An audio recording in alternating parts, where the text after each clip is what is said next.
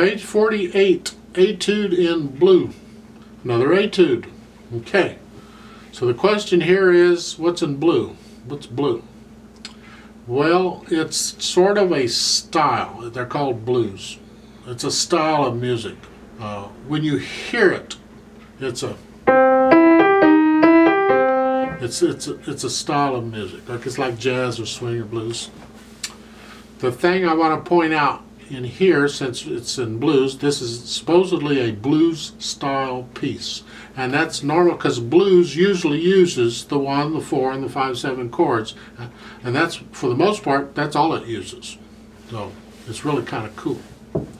There's a set pattern on, it's like a 12-bar blues or something. There's so many measures of 1 and so many measures of 4, and so it's all set out for you.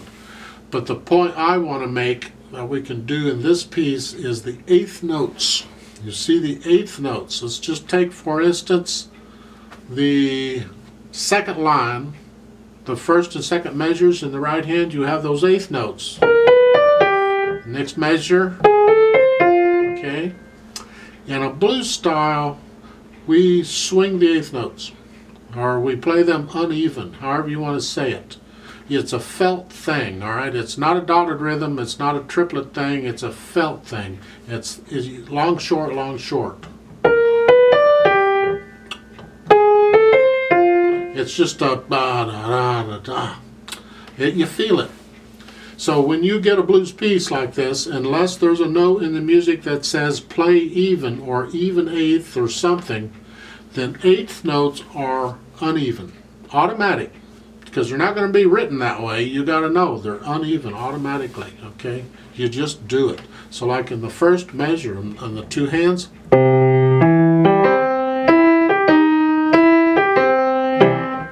something like that. I exaggerated the uneven. It's not quite, that was more like a dotted rhythm. It's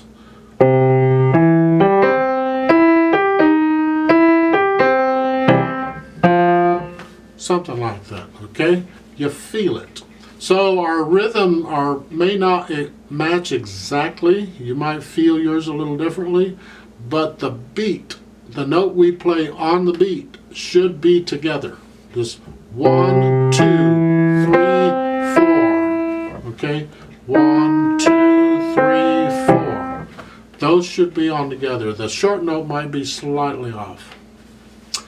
Then look at the accidentals, because blues uses a lot of this stuff. There in the second measure, you have an E flat followed by an E natural.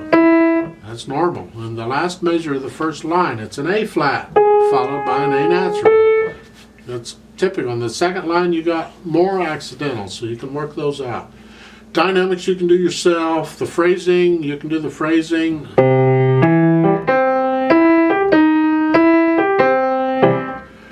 Not sure I like the phrasing. I would prefer, I think they phrased the whole first measure together, or the first, I don't know. I'm not real crazy about separating between the phrases in this piece. I don't like short phrases. It makes it choppy, and it's not supposed to be choppy.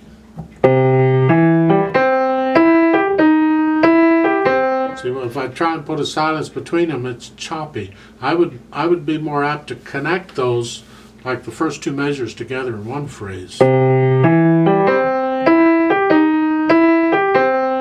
then the next two measures in a phrase. It's up to you how you do it.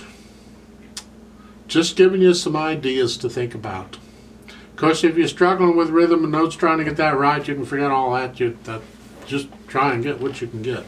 You can save the rest of it for the second or third time through the book. Now, there is a little bit of trickiness going on here in the second line. I'm going to try and be exact, so I'm going to point it out and let you work it out, okay? The first measure of the second line, let's just go through it real slow, okay? You have the chord on the first beat, and you have 2 eighth notes on the next beat, and then 2 more eighth notes on the third beat. Then on the fourth beat, it's the chord staccato by itself. Make sure you don't hold that right hand G down. Don't hold it down. It's just a short note.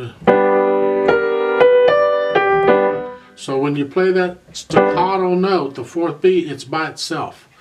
Second measure has the same thing. So get off of the right hand eighth note when you play that staccato. Then in the last measure, you have the right hand doing its thing. Those two C's are tied together. You have to look closely to see the tie. You don't play the half note C, you're holding it down from the eighth note. So it's okay. And you got to hold it out to the full measure, because in the left hand on the last beat you have a staccato, but you're still holding the right hand down to the end of the beat. Okay, so you don't lift the right hand and when the left hand plays it. That's wrong. Don't do that. And then lift up at the end of the fourth beat. Now, again, the left hand doesn't play to the fourth beat. The tendency is it wants to play with the right hand.